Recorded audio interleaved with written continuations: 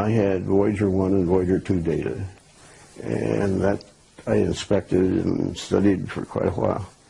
And that's when I wrote the first book, and I was so surprised at what I found that it took me like the 4 years to get the book published, because I wasn't sure that what I had was really right. And so I looked in many articles and books to see, oh yeah, this sort of fits what they're talking about there. Okay, you're okay, so publish it. And so the book came out in 1985. Okay, and that's the Ringmakers. That's the Ringmakers. But the other one, this one. That's 1971. I had left Lockheed. Okay. Well, did we build it? Pardon? Did we build it? Who built it? The craft?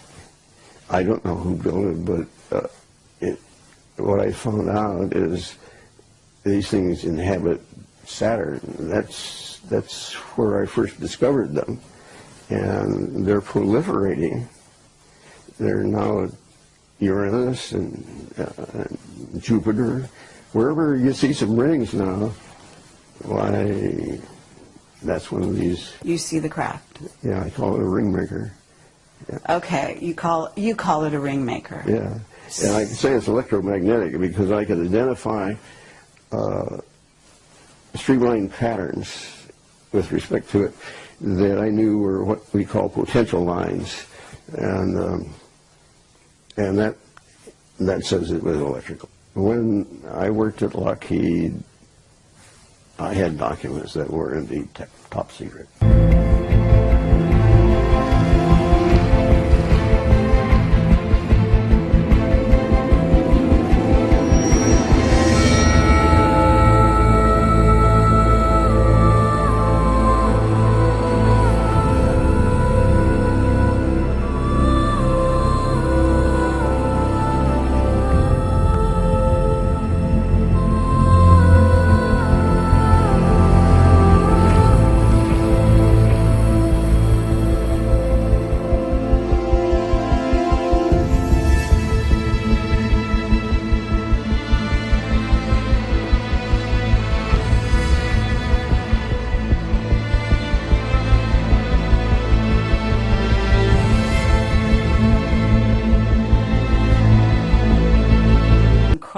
In those hangars, is that right? It was my first clue that there was something in space that was different. Okay. I was handed one day a set of data. The guy that gave it to me said, nobody else around here has ever been able to get anything out of these data, and if anybody can, you can. And so I went through it, and I found this one spot of data that really looked interesting. And I slugged through plotting it up. It was quite a difficult task to draw the picture of that. Mm-hmm. And when I got it, you could tell it was something strange. I didn't, at that time, I have seen one on the ground in Antarctica. You have? Not personally, but an image of one, which I wished I had cut out. Right. So no, these things can come in real low. Yeah. They're all sizes. Mm-hmm. It's the same deal as airplanes. You know, they're Cubs and all that kind of. You know. Right, and so when you're talking about the craft in the rings of Saturn, you're talking about something huge, right? Yes. Much bigger than we could even conceive of. I understand. What is it? I don't know. What was it? 70,000 square feet. I could, in looking down on the rings, I could see parallel lines crossing the ring, all the rings at once. Mm-hmm. That's about as long as you can get them. That's incredible. But I could tell that those lines demarked the outside of an object. Mm-hmm.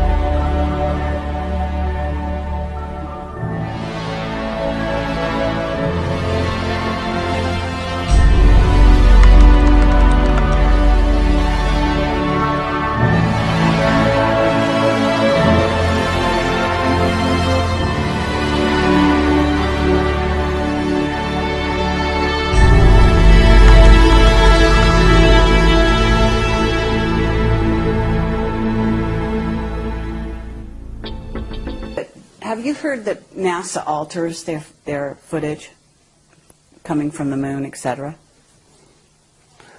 I know some of the things they do with it, yeah. Okay, so even their footage is not always dependable, right? Although I guess it's dependable to begin with. It's just that they start altering it later. I have been told by a very reliable source. He asked me what camera did I get that image from on the moon. I said Hasselblad, and he said that's right.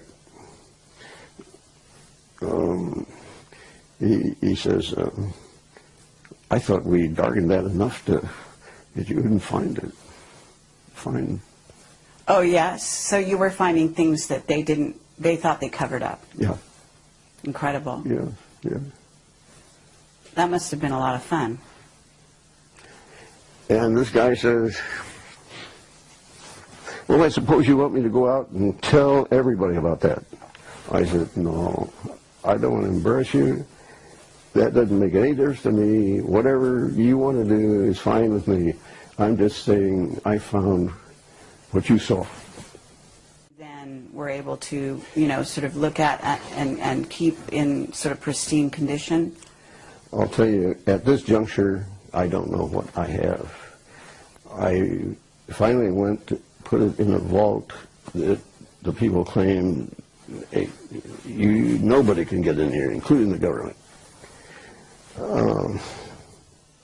But unfortunately, somehow, somebody did. Oh, really? Yeah. And what they do, like I have some on a laptop, some of it's just on discs and so forth, they garble it. They run it through something and they garble it. So it's no longer... And sometimes there's just nothing on there. And I know that there should be something, and there's nothing. So I don't know how much of the early stuff I can put together. What I do know is I can put together it any time.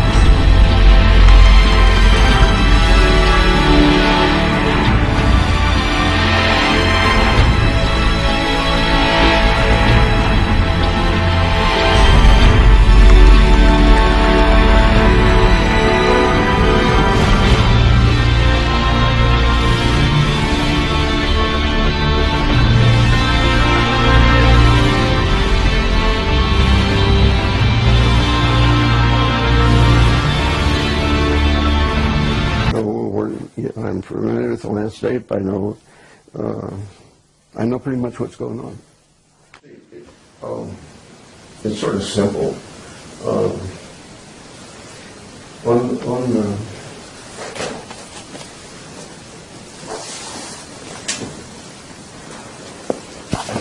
There's a lot of energy. Right. And okay. And this is the ring, right? This part, this is the ring? That ends up being the ring. Yeah. It's and hot plasma. Oh, really? Okay, so, and what your theory is they're manufacturing it, is that correct? It comes, that's the exhaust from this thing. From the craft? Yes. Is it because, are they stationary or are they moving, the craft? They're probably moving. So do you think, when you say things are getting critical, are you saying... Okay, just take that picture and say that's the exhaust, It's like you have an airplane and exhaust. It's in your atmosphere, and it can load a lot of energy, you know. And but this is Saturn, like John Lear says, you know, Saturn is the focal point, and I can't agree with him more. Okay, but John Lear talks about Saturn actually being portal into another dimension. Well, you know, he's theorizing. Yeah, so you don't necessarily go there. I don't go that way. Uh-huh. I either say, this is the way it is, or I can attack it. Okay, but you're saying things are getting critical, because I'm really curious. Are you saying that those craft are coming here? Is that why it's critical? No, I'm saying, in effect, if they do, and there's a good probability that that is possible, then, hey, you've got to get with it. You can't wait around. Okay, but you see, no one really in this country accepts the concept that at Saturn, those things are there. Right.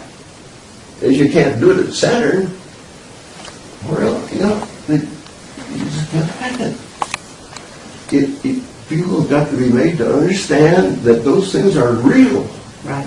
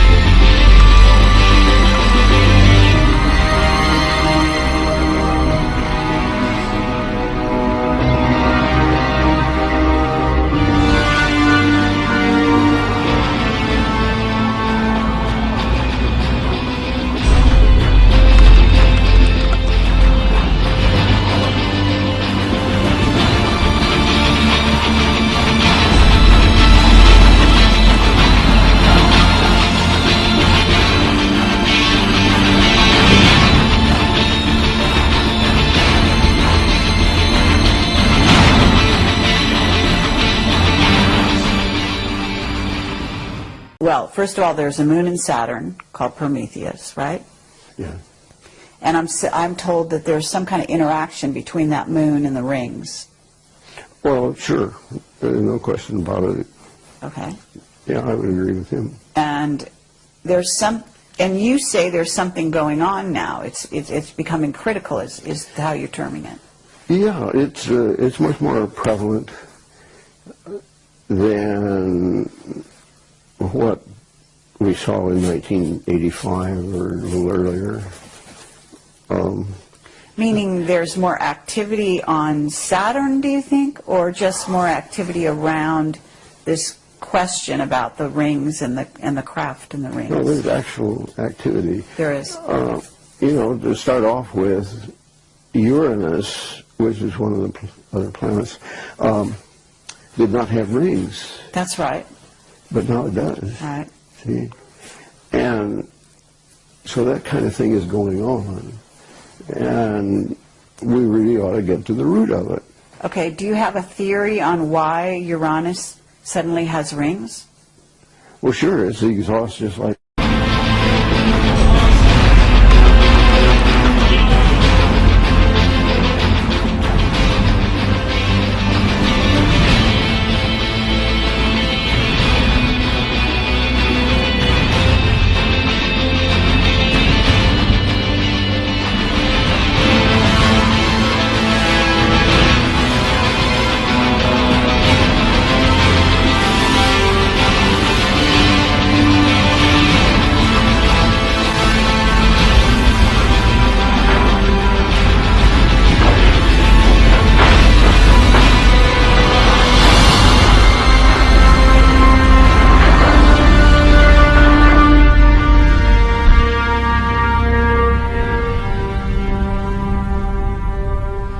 That's how I think the attention is being obtained, and so I would expect something to happen. You would? Yes. When you say something to happen, what are you suggesting? I'm suggesting that Stanford, let's say, well, let's look into what Norm's doing. As far as my own professional organization is concerned, it does not fit at all with their objectives. How is it different? It's too controversial. Your theories, you mean? Now look, this is not a theory when there's data. If I propose something, that is a theory. Okay, so your data or your conclusions? Yes, conclusions. Your conclusions Yeah. are too controversial, is what you're saying? Yeah. Okay. Yeah. They don't want to get involved in that. But if there, as you say, there are new rings around Uranus, and there's other activity on other planets too, isn't there? In the solar system? Jupiter? And what's happening with Jupiter? It's getting rings. It's getting rings. Okay, and are you seeing craft there as well? Vehicles, as you call them? I haven't identified craft, but I can tell you that where there's rings, there are these things. So we have these ring makers, Yeah. and they create tremendous energy. Yeah. Can you tell us more about what you think is going on there? You've got any ideas along those lines? Which one? I had heard that there was one that saw something out there in the rings, and they were mining the rings. That's true, yes. Okay. I think I read her book, and she couldn't see anything from the side, but when she looked from the top down, why, that's when she saw things. I see. I happen to been able to uncover what she saw. Really? Yeah. And what did you... I would say, I don't think they're mining the rings. I think they're nursing from the rings. Oh, in other words, you think they're using the energy to power their craft. Yeah, that's where new ones are getting their energy. New vehicles are getting their energy? Yeah. You start out small, just like a baby, and they get bigger. Oh, right, because you say that you believe they're sort of like alive.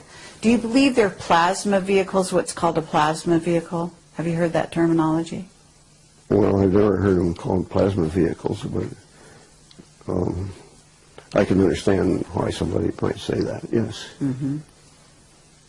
Yeah, I wouldn't make a big deal over that. Okay, I've heard that the vehicles out there they actually fly close to the sun, and they power themselves up on the sun, and then they go back into I wouldn't be surprised. Yeah, I've noticed some go in there, and it means that they're capable of withstanding those high temperatures. Yes. And so, true. Yeah, they could get pumped up really nicely.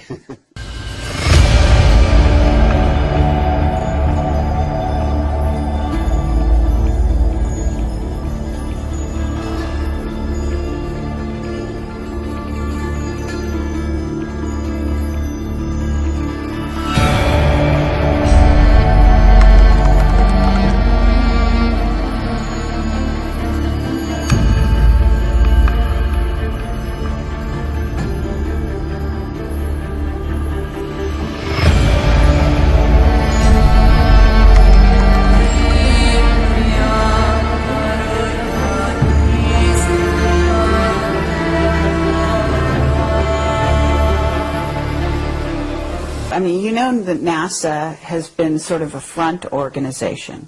I call them a front organization for the secret space program. I